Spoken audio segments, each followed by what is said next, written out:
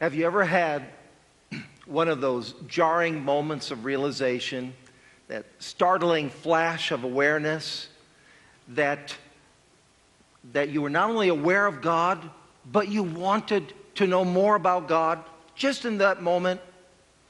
For me, it was that way just recently at the parking lot at Walmart. And it's those kind of moments that just kind of burn in our memory because they first burn in our heart. And that's what I want to talk about. It's those times where God arrests our attention and we wondered, what was that? Well, we've been reading the story of two disciples who on that first Sunday of the resurrection, the first day of the resurrection, had one of those experiences. They were walking that short journey to the village from which they came. And they had such an experience right there. And, it was a disconcerting day. It was a day that was beyond surprising and beyond perplexing. Let's face it, when you hear reports of missing bodies, empty tombs, and angelic apparitions, any town would be confused. Ours would be. And these two were walking, and they were wondering what had happened. Early that morning, 3 days after Jesus had died, early that morning, there were the women who were doing what was customarily their role. The women of the family prepared the body. They embalmed it, you might say. And they went to the tomb, and they found the tomb empty. In addition, they claimed that they had seen an angel, came straight back and told the apostles. The first theory that the apostles had is that these sleepy women simply went to the wrong tomb. Now that's rather unlikely. This was a tomb that was borrowed from a very prominent citizen, Joseph of Arimathea. It was not in some hideaway spot where you'd have to go through winding trails and you might be prone to lose your way. No, it was in a prominent place. It was above ground, easily visible, so that the deceased might be honored for generations to come. But still, they had the theory that these sleepy women simply went to the wrong tomb. So Peter went, and he knew where the tomb was. He had seen Jesus die. He had seen Jesus laid in the tomb. And so he went to the tomb, and he found this. The tomb was empty. Completely empty. And he corroborated what the women had said. He didn't see any angels, but the tomb was empty. So here were these two disciples, Cleopas and another one who's unnamed, and perhaps might have even been his wife. We don't know. And they were walking back from the festivities in Jerusalem, and they were discussing this matter. The theory now had emerged from sleepy women who went to the wrong tomb to the body has been stolen. They didn't know what had happened, but it was clear the tomb was ransacked. The cloths were just laying around there, and there was nobody in sight. As they were walking along, these two disciples were discussing the matter, and they had a stranger come along and visit with them. That's where this story begins. But really, this account of the resurrection is about these two disciples and what's going on in their hearts, what is working within. And we pay attention to what's going on in our hearts because it's not just what we see with our eyes, but what we perceive with our hearts, where we believe. Our beliefs determine what we are willing to see. And so we have to understand these two disciples from the perspective of what's going on in their hearts. And the first thing that we notice is their hearts were broken. You cannot understand these two disciples unless you understand what it means to have a broken heart. Every age group, either gender, rich or poor, know what it means to have a broken heart. There was the anticipated toy that never appeared under the Christmas tree. Little broken hearts. Then there was the boy who had affection for a girl, and the girl had an affection for a different boy. A little bit bigger broken heart. Then there was the engagement, upon which one or the other or both had already built their life, planned everything. And the engagement was broken. And that was a severely broken heart. There was that job loss or the career that tanked. And that breaks one's heart. It causes one to lose hope. There's the family life. Children that barely, rarely acknowledge their parents' presence, and it breaks your heart. When you identify with the brokenness of your own heart, and it doesn't take very long to live before you have your own broken heart. You will have that. Every one of us do. That's how you understand these two disciples. Their hearts were broken. They were so severely disappointed. Their beliefs were dashed. Here they had witnessed the horror of an innocent man betrayed by those religious leaders that they had idealized. Everything that they believed about their faith, that their faith was a representation of the true, loving, and holy God, just kind of fell into shambles by what they saw, and their hearts were broken. They were so broken that when Jesus came along, this stranger who they did not recognize, and he casually asked them what they were talking about, their answer was really dramatic. It says they stopped, and they had these sullen, gloomy, downcast faces. And there was a little bit of sarcasm in Cleopas' voice, in my opinion, when he simply asked, "Are you the only one who's been visiting in these parts who has not heard what's going on? Are you the only one who still has your head stuck in the sand?" And they then explained, because Jesus asked, "Well, no, I don't know." They explained that this Jesus, still not recognizing who he was, this Jesus was a good and godly man, used of God as a prophet. And innocent of all the charges leveled, he was betrayed by the religious leaders, those whom they had idealized as the leaders of their faith, into the hands of the Romans. And the Romans then subjected him to the torturous, most torturous form of death that has ever been known. There has never been a form of death that has been more agonizing and more humiliating than that of crucifixion. And he hadn't done anything. Still, he was punished like a criminal. And this was at the hands of their religion, their faith, that was supposed to be so pure, supposed to be the light of the world. It happened there. And more than that, they had hoped that this Jesus, with his miracle-working power, might lead a successful revolution against the Roman government. They were tired of excessive taxation without any representation. Taxes took away any time that they had made some progress. And if the taxes left some despair, the cheating tax collectors took that. Couldn't get ahead. And then there was the Roman eagle, the symbol of Rome, that stood so tall and reminded them of the idolatrous and sexually immoral Caesar, who demanded that each year they worshiped him as God.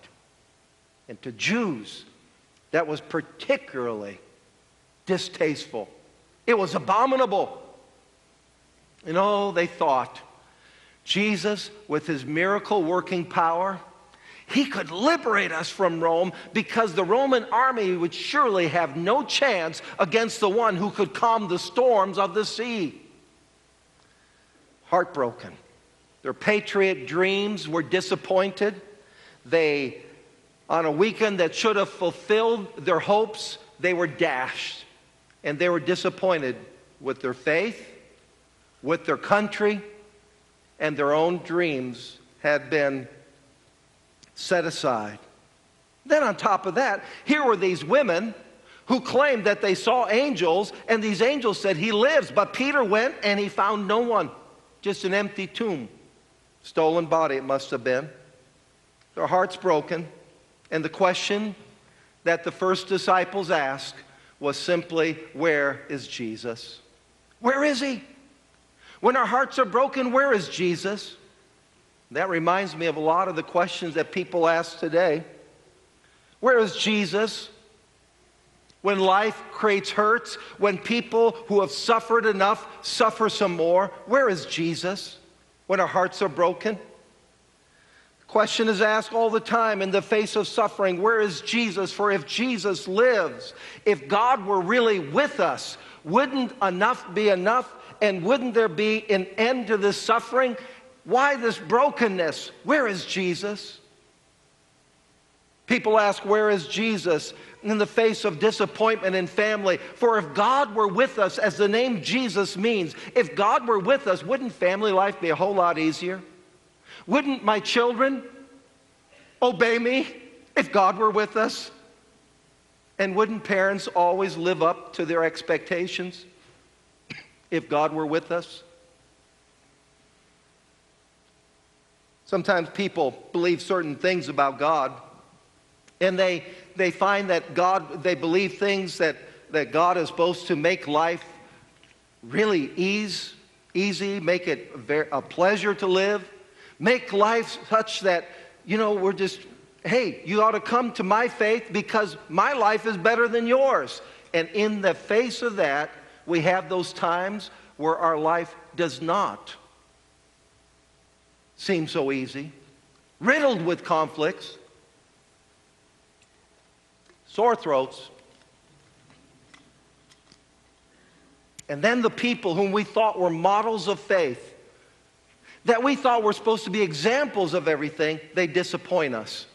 Their lives don't live up. And we wonder, where is Jesus? Our hearts are broken. When our hearts are broken, some people get mad.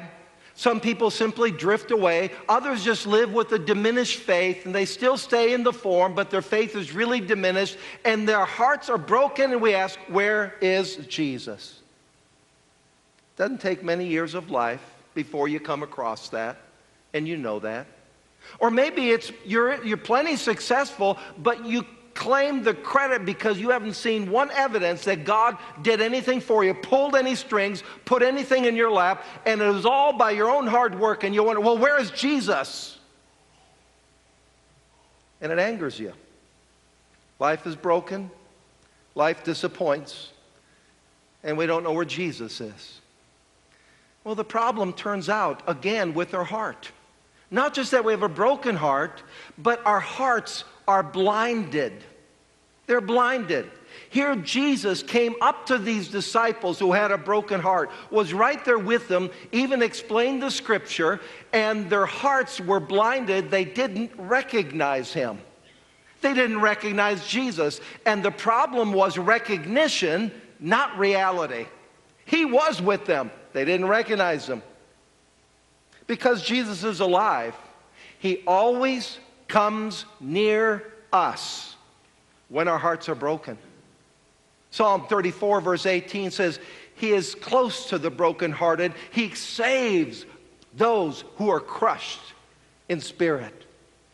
When our hearts are broken with sadness or madness, then we are least capable of feeling the presence of God. Because our anger or our severe sadness takes over our feelings, and our feelings are not designed to tell us the truth. They react to what's going on. And God comes true to his promise. He is near us when the trouble is at its worst, but our feelings are not able to detect that. Our hearts are broken, and our hearts are blinded. Jesus came to these two who are really rather anonymous disciples, and if he cared to come to those two, he comes to you as well.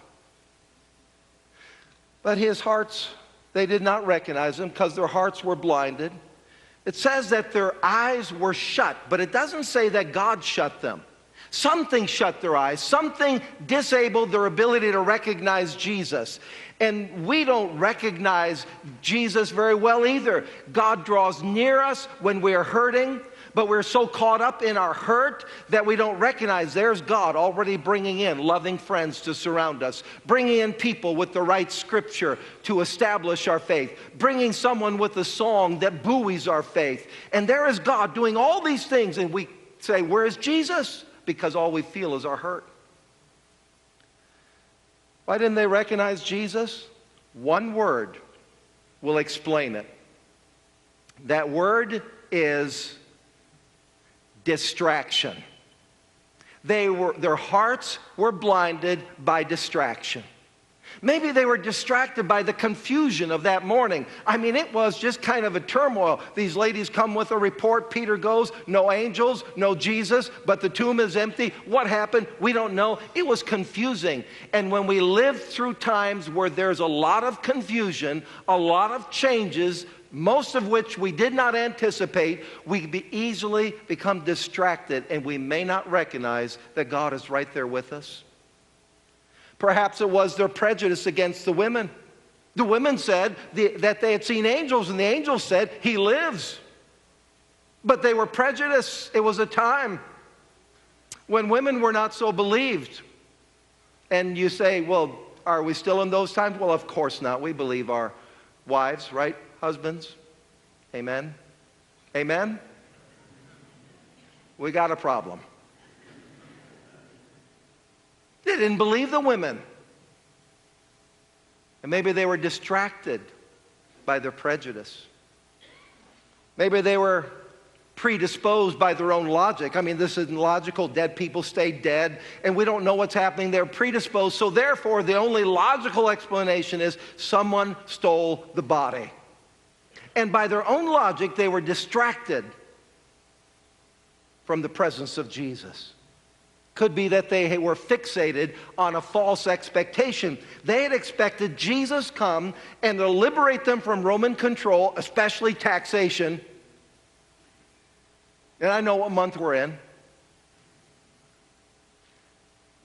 And that's what they thought God was going to do, but God had a different plan. He sent the Messiah to deliver them from captivity to sin itself, not just from some symptom of sin. He came so that people could live free from within, not just have external control. And their expectation was placed wrongly. Sometimes we have that. We expect that if God comes close, He will bring heaven on earth. My family life, my financial life, it'll be like heaven on earth. But you know, God has promised heaven. But have you noticed? This is not it. And we can look at most of the disappointments in faith. It really comes down to somebody thought it was going to be heaven on earth in this particular thing, in that particular issue, on that particular subject. Where is God? This doesn't feel like the heaven He promised. Well, God has promised heaven, but this is not it. Here we have a cross. For us, the distractions may be many. There's so many, any one of these could blind us. It could be money, the acquisition of money, or the lack of money. Either one can distract us. We just all about getting enough money, and then we find ourselves at the end of the month and there's not enough money, and we're distracted by money all month long. And in our heartbrokenness, we may not feel the presence of Jesus because feelings aren't designed to tell us the truth. So there we are. Easily distracted. Could be the media, your telephone, television, internet. Is your telephone on?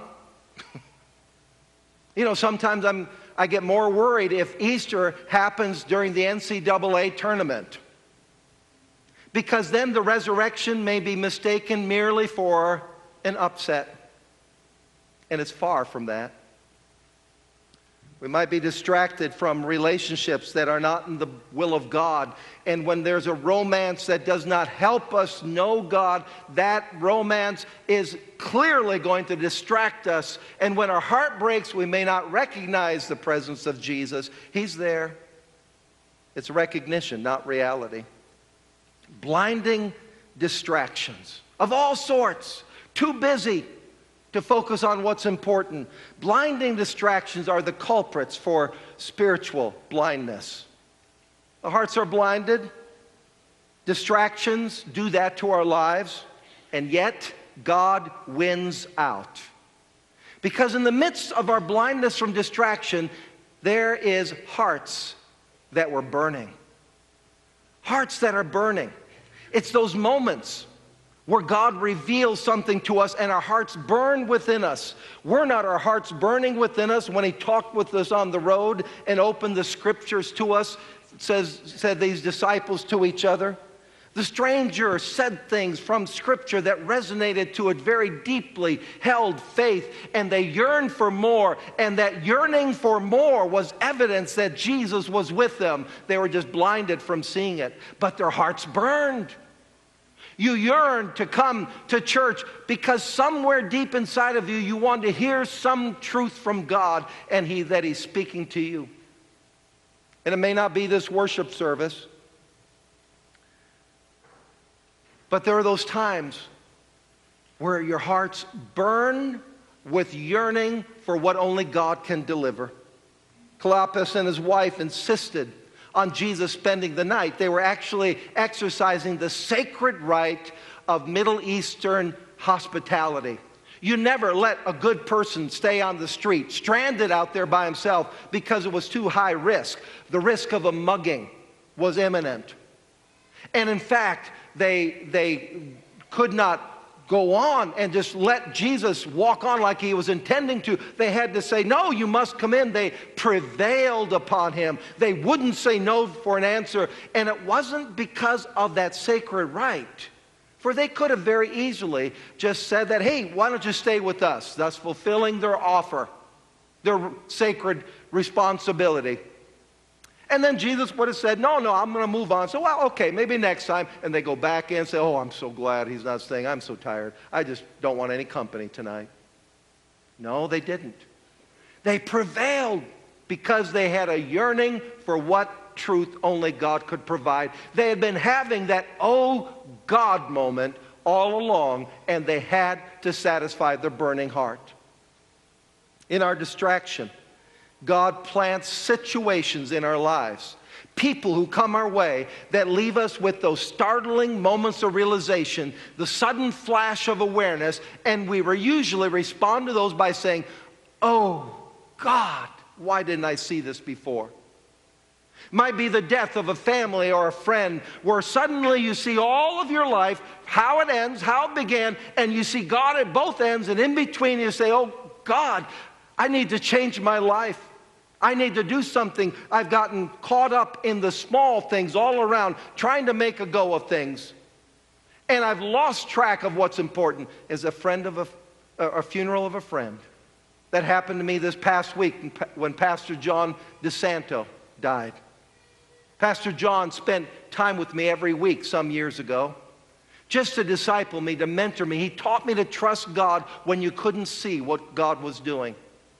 And when he died, all of the things that he had said to me came to my mind, and suddenly it was like this big awareness. And it was, oh God, thank you for Pastor John that he taught me those things. Or it could happen at Walmart, the parking lot. There I was just backing out of my spot, and I had my foot on the brakes as I put it in reverse, and I was backing out, and as I pressed on the brake just to make it nice and slow, the side of my foot caught the accelerator, and it just lunged real quickly before I could adjust my foot back. Just moments before, I had seen a mother with small children walking around there. And suddenly, I had one of those moments, oh God, and I looked around, please God. They were safely in their car. And I said, thank you. You are watching over me. There really are angels who are making sure things are safe for children and for George. And in that moment, I knew that God was with me, and my heart yearned for more of His presence. Or it could be when you come across something like this that John Trent, a family therapist, shared. Teacher had given this to him. She had given an assignment to her third grade children to write a letter to their father. One letter that she showed Trent was about a boy that was so thankful for his dad. Dad had done this, Dad had done that with him. 4 desks further down was a girl who wrote this letter. Dear Daddy, I love you so much. When are you going to come see me again? I miss you very much. I love it when you take me to the pool. When am I going to get to spend the night at your house? Have you ever seen my house before? I want to see what your house looks like. Do you? When am I going to get to see you again? I love you, Daddy. And you read a letter like that and you want to say, oh God, suddenly it becomes all so clear what we are to do as family, men and family, fathers and mothers and children. It's so clear. We see it all. And God has interrupted our distractions just by the reading of that letter. And we wonder even what's to come of this girl. Oh God. And your heart burns. Your heart burns, and what has been going on is God has moved close to you and is trying to arrest your attention, and He gives you those burning heart moments. And when those moments come, we need to respond. For the 2 disciples, it was when Jesus broke the bread, they suddenly realized our hearts were burning. Oh God! And then they did something. You see, the satisfied heart with a clear-eyed faith causes a turnaround in life. You know what these disciples did when they realized that God was with them, that Jesus was still alive? They turned right back around and went to Jerusalem. And what's significant about that is that's where the risk was at its highest point. That's where their lives would be in peril, because once Jesus was executed, those immediate followers were the next ones to be targeted. And they went back. Today, in just a few moments, you're going to see some people who are turning around, and they are demonstrating that by being baptized, dying to their old life and coming back up out of the water. They're symbolizing, I'm living a new life. I'm living a new life. I'm listening to a new voice. When you have those moments, you can't waste it. You must turn around. Maybe you need to turn around and get out of the pew, come to the altar and pray. You've had the burning moment, and your hearts have burned, and you yearn for more. You need to respond to that. You are no different than these 2 disciples, and Jesus has come alongside of you. Would you stand with me?